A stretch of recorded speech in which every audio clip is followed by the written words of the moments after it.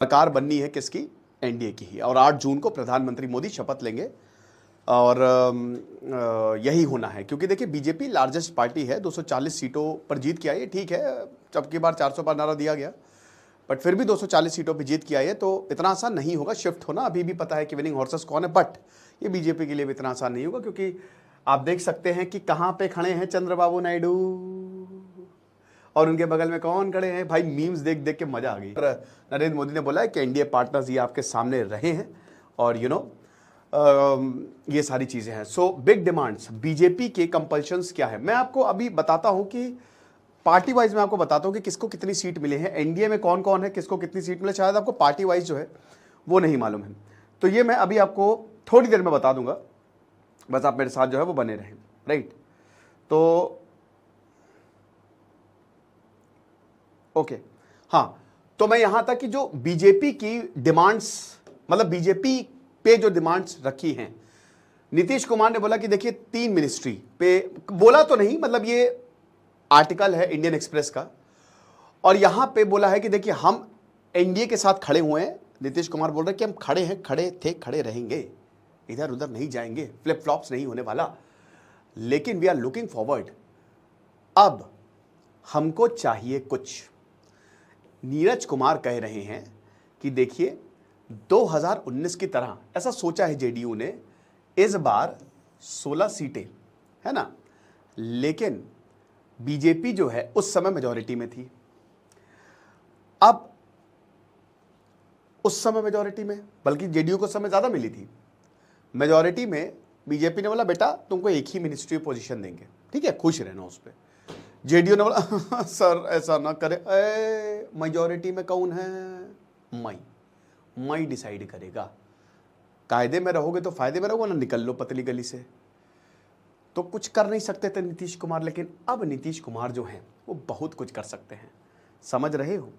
आप ये कह सकते हो कि नीतीश कुमार और चंद्रबाबू नायडू इन दोनों की निकल पड़ी, क्योंकि मैं आपको बताता हूं कि एनडीए को 293 सीट्स मिली हैं, ठीक है, इसमें बीजेपी को 240, टीडीपी को 16, जेडीयू को 12, और बाकी मैं आपको अलायंस का बता देता हूं किसको किसको क्या मिली हैं। एसएचएस को 7, जेडीएस को 2, आरएलडी को 2, जेएनपी को 2, एडीएल को 2, 1, एसीपी को 1, बाकी मतलब जितने भी हैं उनको 1-1 मिली है, ठीक है।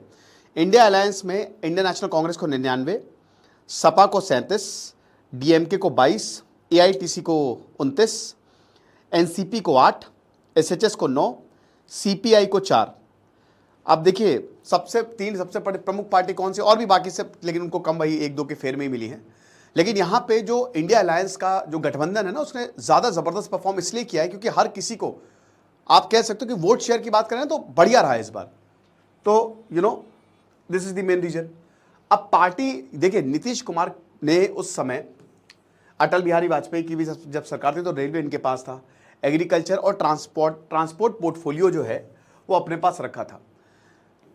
अब हम चाहते हैं कि हमारे मेंबर ऑफ पार्लियामेंट यही डिपार्टमेंट वापस लें। साथ ही साथ हमको जल शक्ति भी चाहिए, क्योंकि बिहार में देखिए, बिहार नदियों का राज्य है, लेकिन वहां पे वाटर क्राइसिस देखने को मिल रहा है, फ्लडिंग देखने को मिल रही है, इंटरलिंकिंग ऑफ रिवर्स की जरूरत है और बिहार के ओवरऑल डेवलपमेंट की जरूरत है। तो उसके लिए हमको ये सारे मिनिस्ट्री जो हैं वो चाहिए, जो पिछली बार एक पे हमको निपटा दिया था। रूरल डेवलपमेंट मिनिस्ट्री, लीडर्स कह रहे हैं कि देखिए इससे रूरल इंफ्रास्ट्रक्चर, क्योंकि बिहार में ग्रामीण क्षेत्र बड़ा है और इकोनॉमी को बल मिलेगा। रेलवे जो है वो डेफिनेटली एक प्राइड हमारे लिए होगा अगर रेलवे मिनिस्ट्री, अभी तो देखिए मैं पर्सनली ये चाहता हूं, अश्विनी वैष्णव बहुत ही अच्छा काम कर रहे हैं एज अ रेलवे मिनिस्टर, शानदार, आईआईटीएन है, आईएएस रहे हैं, तो मैं पर्सनली तो नहीं चाहूंगा, मेरा पर्सनल ओपिनियन है कि रेलवे मिनिस्ट्री शिफ्ट हो, ठीक है, बहुत बढ़िया काम है उनका, लेकिन पॉलिटिक्स है, यही तो राजनीति है, आपको समन्वय बिठा के सबके साथ चलना पड़ेगा, कोलिशन है, गठबंधन है। तो पार्टी लीडर्स यही बोल रहे हैं कि देखिए हम चाहते हैं नीतीश कुमार जो हैं, जब एनडीए लड़ेगी, ठीक है, अभी बिहार में तो नीतीश कुमार ही हमारा जो है वो फेस रहेंगे। साथ ही साथ स्पेकुलेशन की देखिए, अभी तो फिलहाल we are not changing the guard, यानी कि नीतीश कुमार अभी एनडीए के साथ ही हैं, तो आप मान के चलिए कि हमने सपोर्ट दे दिया है, हम बीजेपी के साथ 8 जून को जो है वो, यानी कि परसों शपथ समारोह होगा। अब आ जाओ एन चंद्रबाबू नायडू पे, एक और की प्लेयर, 16 सीट इनको मिली, ठीक है ना। आंध्र प्रदेश में भी टीडीपी दोबारा से सरकार बना ली, फ्रीबीज नहीं चलेगा, तीसरी बार चीफ मिनिस्टर रहेंगे। तो नायडू का भी जो सपोर्ट है वो बहुत ही क्रूशल है। लेकिन नायडू क्या कह रहे हैं, उनको भी मिनिस्ट्री चाहिए, और लोकसभा के स्पीकर की भी ऐसा कथित तौर पे बोला जा रहा है कि ये एन चंद्रबाबू नायडू ने डिमांड की है, लिस्ट ऑफ डिमांड रखी हुई है, प्रोमिसेस और एश्योरेंस। और सबसे इंपॉर्टेंट, कब दोगे, कब आओगे, आंध्र प्रदेश को स्पेशल स्टेटस कब मिलेगा? कब से चिल्ला रहे हैं, जब से तेलंगाना बना है, खाली वादे पे वादे। लेकिन इस बार मुझे लगता है कि क्योंकि 2014 में बाइफरकेट हुआ और उस समय बीजेपी की सरकार थी, बट बीजेपी बहुमत में थी, तो इस बात को बार बार ठंडे बस्ते में डाल दिया गया। बट अब ऐसा नहीं होने वाला, क्योंकि 1969 में 5th फाइनेंस कमीशन ने यह बोला था कि भैया स्पेशल कैटेगरी स्टेट्स आपको देने पड़ेंगे। अभी 11 राज्यों को ये मिला है। अब उसकी कैटेगरी के लिए आपको बॉर्डर एरिया हो, हिली टेरेन हो, दुर्गम इलाका हो, स्पेशल कैटेगरी स्टेट में, मतलब अब स्पेशल होता है ना कि एक आम इंसान और एक खास इंसान, खास इंसानों को ज़्यादा पैसा मिलता है, ज़्यादा सहूलियत मिलती है, ज़्यादा फंड्स मिलते हैं, अनटाइड फंड्स होते हैं, ज़्यादा नजरें आपके ऊपर रखी जाती है और ज़्यादा डेवलपमेंट होता है स्पेशल कैटेगरी स्टेट्स में, ठीक है ना।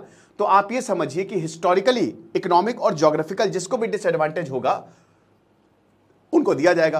तो इसमें सबसे पहले तो डिफिकल्ट हिली टेरेन, तो इसीलिए जितने भी हमारे नॉर्थ ईस्टर्न स्टेट्स हैं और जम्मू एंड कश्मीर, हिमाचल प्रदेश, ये सब स्पेशल कैटेगरी स्टेट्स में आते हैं। लो पॉपुलेशन डेंसिटी हो, ठीक है, या फिर ट्राइबल पॉपुलेशन हो।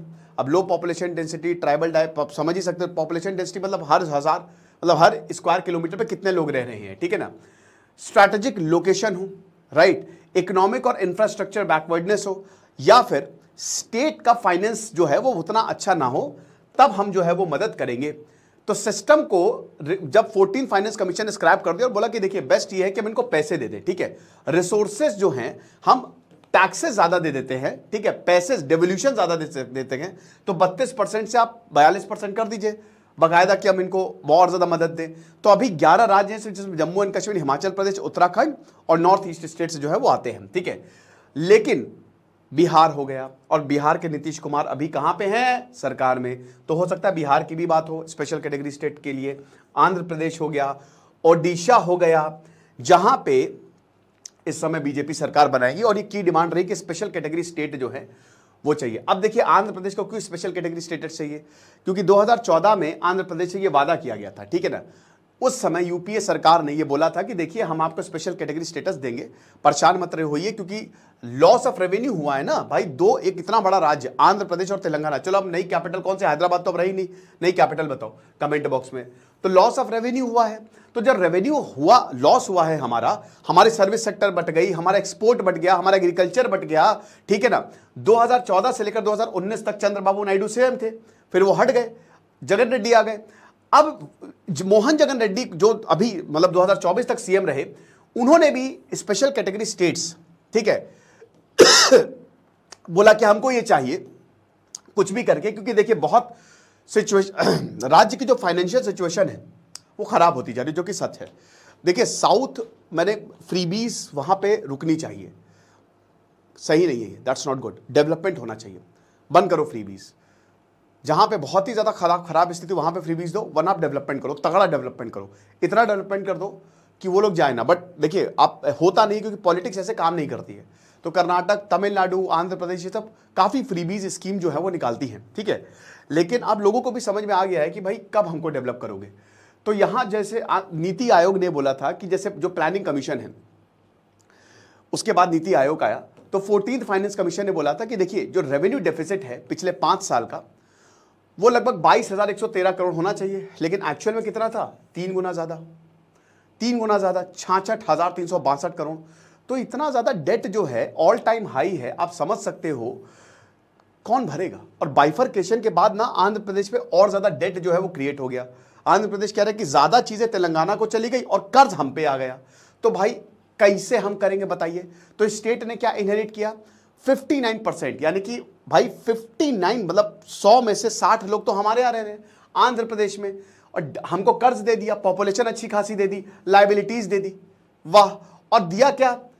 53% रेवेन्यू उनको दे दिया, मुसीबतें हमको दे दी तुमने, उसके लिए तुमने हमको पैसा भी नहीं दिया। तो ऐसे तो काम चलेगा नहीं। तो इसीलिए हमको स्पेशल कैटेगरी स्टेट काहे नहीं देते हो? हमको दो, एक्सपोर्ट, सॉफ्टवेयर एक्सपोर्ट चला गया तेलंगाना में। अब तेलंगाना मस्त, आंध्र प्रदेश पस्त, तो ऐसे नहीं चलेगा। तो ये जो है वो डिमांड रही है, बहुत समय से रही है। अब क्या अगर आंध्र प्रदेश को स्पेशल कैटेगरी स्टेटस मिल जाता है तो क्या होगा भाई? जाहिर सी बात है, हायर ग्रांट्स मिलेंगे। अनटाइड फंड्स होता है, टाइड मतलब होता है कि जैसे मान लीजिए कि मैंने आपको पैसा दिया, मैंने बोला बेटा तुम ये घर बनाने पे ही खर्च करोगे, लेकिन मुझे चाहिए पढ़ने के लिए पैसा, नहीं, तुमको इस पैसे से घर बनाना है। वो टाइड फंड्स होते हैं। अनटाइड मतलब बेटा तुमको पढ़ाई करना है, गांजा फूकना है, गैम्बलिंग करनी है, जहां करना है पैसा उड़ा दो। तो ये होते हैं अनटाइड फंड्स, ठीक है ना। और साथ ही साथ डेवल्यूशन ज्यादा होगा, टैक्स का ज्यादा रेवेन्यू इनको मिलेगा, ठीक है। पर कैपिटा ग्रांट्स जो मिलते हैं वो सिर्फ पर कैपिटा ग्रांट्स ही 5,500 करोड़ के करीब मिलते हैं, ठीक है। अब इसमें आंध्र प्रदेश को खाली 3,500 करोड़ दिया जाता है। मेरा भी ऐसा मानना है कि आंध्र प्रदेश को स्पेशल कैटेगरी स्टेटस मिलना चाहिए, ठीक है ना। इंडस्ट्रियल इंसेंटिव दिया जाता है, ठीक है ना, जैसे इनकम टैक्स एग्जेम्पशन हो गया, कस्टम ड्यूटी वेवर्स हो गया, रिड्यूस्ड एक्साइज ड्यूटी हो गया, कॉर्पोरेट टैक्स एग्जेम्पशन हो गया, कंसेशनल और एग्जेम्पशन रिलेटिंग जीएसटी। तो एक तरीके से भैया टैक्स में आपको कमी। अब अगर टैक्स में तो सिद्धांत तक नहीं होती, स्टडी ग्लोस का ऑफिस बनाएंगे आंध्र प्रदेश में कि वहां पे टैक्स में इतना जबरदस्त एग्जेम्पशन मुझे दिया जा रहा है, समझ रहे हो। तो सेंट्रल फंड्स और सेंट्रल स्कीम्स जो है, अब सबसे बड़ी बात ये जो सेंट्रल फंड्स मतलब ये जो सीएसएस जिसको बोला जाता है, नॉन के लिए आपको 70%, लेकिन यहां जो पैसा दिया जाता है वो 90% तक दे दिया जाता है कि जा बेटा पूरा पैसा तेरा, खर्च कर दे, समझ रहे हो। तो बहुत ज्यादा पैसा जो है वो यहां पे दिया जाता है और काफी एक तरह से रियायत बरती जाती है। तो आंध्र प्रदेश सरकार जो है वो अभी क्या कर रही है, देखिए अभी तो आप ये समझिए कि एन चंद्रबाबू नायडू जो हैं वो इस समय उनके पास ताकत है, ठीक है। थे 2019 तक थे, ताकत नहीं थी उनके पास। 2019 में इसी डिमांड पे उन्होंने छोड़ दिया था। ये बार बार डिमांड अशोक गजपति राजू हो गए, वाई सत्यनारायण हो गए, ठीक है, ये सब मिनिस्टर्स थे, बट इन्होंने रिजाइन कर दिया और बोला कि देखिए हमारी ये वाली जो मांगे हैं वो पूरी नहीं हो रही है। और इन्होंने 2019 में, हालांकि एक बार पहले भी इन्होंने यूपीए ज्वाइन किया था, बट ज्वाइन कर लिया, बट बहुत खराब रिजल्ट आया, तो अभी फरवरी में इन्होंने दोबारा एनडीए ज्वाइन कर लिया, ठीक है ना। तो लेजिस्लेटिव असेंबली में मतलब वही है कि ये कई बार जा चुके हैं, बट अभी अगर आप सोचो कि यहां अटैक हुआ, जैसे जब तक चंद्रबाबू नायडू ने बीजेपी को ज्वाइन नहीं किया था, ठीक है, तब तक नरेंद्र मोदी उन पर अटैक करते थे भाई। उन्होंने कहा चाचा पीछे छुरा भोग दिया, बहुत चीज़ें, मतलब खैर अब इसको बोलने का मतलब नहीं है, लेकिन ये गड़बड़ हुई है। अब इनके पास पूरी ताकत है, ये हैं गठबंधन में, और चाहे माने या ना माने, बट बीजेपी को इनकी बात माननी पड़ेगी, आप माने चाहे ना माने। तो सबसे बड़ी बात यह है कि सेंटर क्या इनकी डिमांड को यील्ड करेगा। बीजेपी इस समय तो है देखिए शॉर्ट ऑफ नंबर्स है, नेगोशिएट करेगा, डेफिनेटली नेगोशिएट करेंगे, लेकिन देख लीजिए अब कांग्रेस, देखिए इंडिया अलायंस हर मुमकिन कोशिश करेगी। वो बोलेगी स्पेशल कैटेगरी स्टेट्स के लिए आप जो बोलेंगे हम करेंगे सर, हमारा मस्तक हाजिर है, कोई दिक्कत नहीं है, हम आपको स्पेशल कैटेगरी स्टेट दे देंगे, आप हमारे साथ आ जाइए। तो ये आगे आने वाले समय में बहुत बड़ा मुद्दा जो है वो बनने वाला है। अब हो सकता है कि एनडीए ये बोले कि देखिए आपको लिमिटेड पीरियड, जैसे 5 साल के लिए स्पेशल कैटेगरी स्टेटस दिया जाएगा, तब तक आपने अपने राज्य की हालत सुधार लीजिए, ठीक है, माइट बी पॉसिबल। देखिए मानना तो पड़ेगा यहाँ पे, ठीक है। अब इसमें क्या होगा कि जब तक, अभी तो 5 साल का टेन्योर है ही है ना, तो जब तक चंद्रबाबू नायडू रहेंगे तब तक सेंट्रल प्रोजेक्ट जो है उनमें बूस्ट मिलेगा। यहाँ पे वाइजैक का जो स्टील प्लांट का प्राइवेटाइजेशन है उसमें, फिर increase assistance to backward district, बहुत सारी स्पेशल इकोनॉमिक जोन्स को वेवर्स, ये सब कुछ होगा। तो ये खेल बड़ा इंटरेस्टिंग होगा, और अगर मतलब ये मांग तो रखी जाएगी और बीजेपी को देना पड़ेगा, उनके पास और कोई चारा है नहीं, ठीक है। देखते हैं वैसे आगे